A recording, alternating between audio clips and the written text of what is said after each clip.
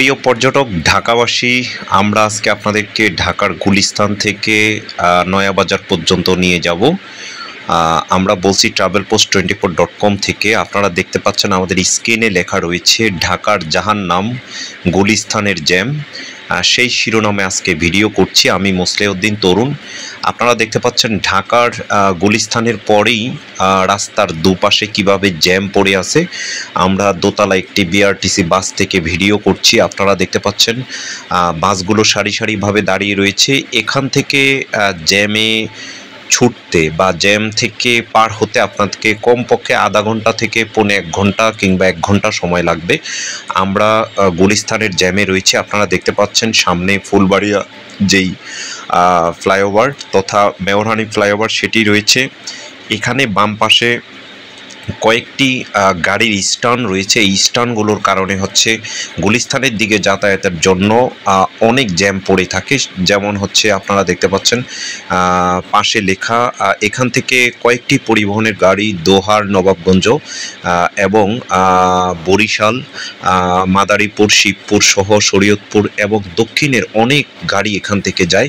যে স্ট্যান্ডগুলো এখানে হওয়ার কথা ছিল না। এবং গুলিস্তান শপিং সেন্টার তথা হচ্ছে বাম পাশে আপনারা দেখতে পাচ্ছেন সেখানে অনেকগুলো হচ্ছে ফুটপাত দখল করে আছে এবং রিকশায় রাস্তা দখল করে আছে। এবং হচ্ছে ডান পাশেও দেখতে পাচ্ছেন যে এখানে গাড়িগুলো হচ্ছে কিভাবে হচ্ছে রাস্তা দখল করে আছে এবং হচ্ছে অন্যান্য যেগুলো। আসলে আমরা বলেছিলাম যে গুলিস্তানের এই ফুলবাড়িয়া যে বাস স্ট্যান্ডটি সামনে রয়েছে সেই বাসগুলো হচ্ছে বরিশাল থেকে দক্ষিণের পদ্মা সেতু হয়ে যে সকল গাড়ি হচ্ছে এই হচ্ছে গুলিস্তানে প্রবেশ করে সেগুলো এখানে ঘোরার জন্য হচ্ছে যেই সময়টি নেয়, এক একটি গাড়ি 3 থেকে 5 মিনিট করে সময় হচ্ছে অতিবাহিত করে ঘোরার জন্য। এবং এখানে অনেক দুর্নীতি হয়ে থাকে। এখানে হচ্ছে যারা পুলিশ থাকে তাদেরকে ম্যানেজ করে টাকা দিয়ে হচ্ছে এই গাড়িগুলো হচ্ছে এখান থেকে যাতায়াত করে।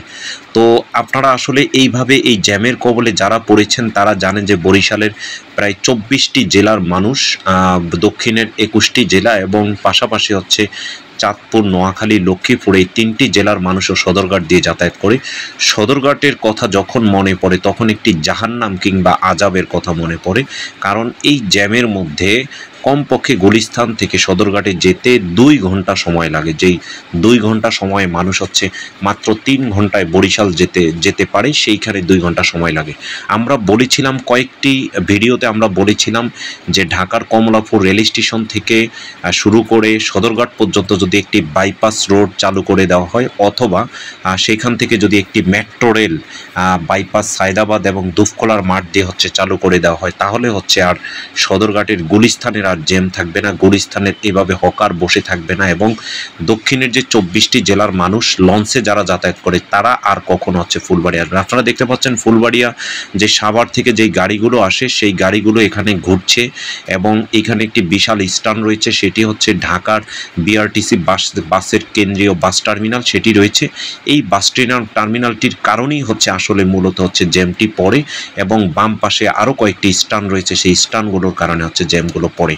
আসলে এই জ্যামগুলো মুক্ত করার জন্য একটাই কথা, সেটি হচ্ছে ঢাকার গুলিস্তান থেকে একটি বাইপাস রোড তথা হচ্ছে পল্টন, মতিঝিল হয়ে হচ্ছে যদি একটি বাইপাস রোড তৈরি করা যায় অথবা কমলাপুর রেল স্টেশন থেকে, আপনারা জানেন মেট্রো রেলের মাধ্যমে অনেক মানুষ হচ্ছে এখন লাখ লাখ মানুষ প্রতিদিন 4 থেকে 5 লাখ মানুষ মেট্রো রেলের মাধ্যমে মতিঝিল পর্যন্ত আসে। আমরা জানি যে কিছুদিন পরেই কমলাপুর পর্যন্ত সেটি চলে যাবে এবং কমলাপুর পর্যন্ত লক্ষ লক্ষ মানুষ হচ্ছে গাজীপুর এবং বিভিন্ন জেলা থেকে আসে। প্রায় 50টি জেলা থেকে কমলাপুর পর্যন্ত আসে। সেই কমলাপুর থেকে যদি একটি বাইপাস রোড সদরঘাট পর্যন্ত চালু করা হয় তাহলেই হচ্ছে সদরঘাটের এই গুলিস্তানের জ্যামটি হচ্ছে বাদ হয়ে যাবে। এবং দেখতে পাচ্ছেন আমরা একটু আগে দেখিয়েছিলাম যেই হচ্ছে বিআরটিসি বাস যেটি হচ্ছে গুলিস্তানের জাহান্নাম নামে পরিচিত এবং সেই বিআরটিসি বাসটি, এবং বাম পাশে দেখতে পাচ্ছেন বসুমতী হচ্ছে বাস। এখন আবার দেখাচ্ছি সেই বিআরটিসি বাস। এই বিআরটিসি বাসের স্ট্যান্ডটি কোনোই প্রয়োজন নাই। যদি এটির প্রয়োজন হয় তাহলে এটিকে কেরানীগঞ্জের যেই ঝিলমিল প্রজেক্ট রয়েছে তার পাশে বিশাল মাঠ রয়েছে, সেই মাঠে যদি এটিকে নিয়ে নেওয়া হয় তাহলে আর পুরান ঢাকার আর জ্যাম থাকবে না। এবং পুরান ঢাকাবাসীকে একটু সচেতন হওয়া উচিত।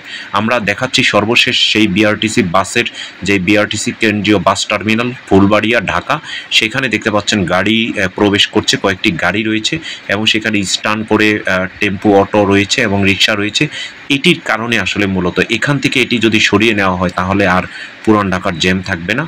দেখতে পাচ্ছেন আস্তে আস্তে হাঁটি হাঁটি পা করে গাড়িটি এগুচ্ছে। এতক্ষণ পর্যন্ত আমাদের প্রায় 1 ঘন্টা সময় আমরা গুলিস্তান থেকে এ পর্যন্ত আসার জন্য আমাদের ওয়েস্ট করা হয়েছে। তো আমরা বলবো যে এই পদ্মা সেতু হওয়ার কারণে, পদ্মা সেতুর সকল গাড়িগুলো গুলিস্তানে প্রবেশ করে, সেটির কারণে হচ্ছে এখানে বেশিরভাগ জ্যাম লেগে থাকে। এবং বাম পাশে যেসব গাড়িগুলো দেখতে পাচ্ছেন এগুলো ঢাকা, দোহার, নবাবগঞ্জ এবং সাভার বিভিন্ন এলাকায় হচ্ছে এই গাড়িগুলো যায়, আর সেই জন্য হচ্ছে এখানে জ্যাম লেগে থাকে। এবং পরে হচ্ছে বাম পাশে অনেকগুলো হচ্ছে যেই পাইকারি কুরিয়ার সার্ভিস রয়েছে সেগুলোর মাধ্যমে মালামাল নেওয়ার জন্য তারাও কিন্তু রাস্তা অর্ধেক দখল করে রাখে। সেই জন্য হচ্ছে এটি জাহান্নামের একটি অংশ, সেখানে হচ্ছে গাড়িগুলো দাঁড়িয়ে থাকে। তো আমরা ভিডিও করছি, আপনারা আমাদের ফেসবুক পেজে লাইক, শেয়ার, কমেন্টস করবেন, সাবস্ক্রাইব করবেন। আপনারা সাবস্ক্রাইব করলেই আমরা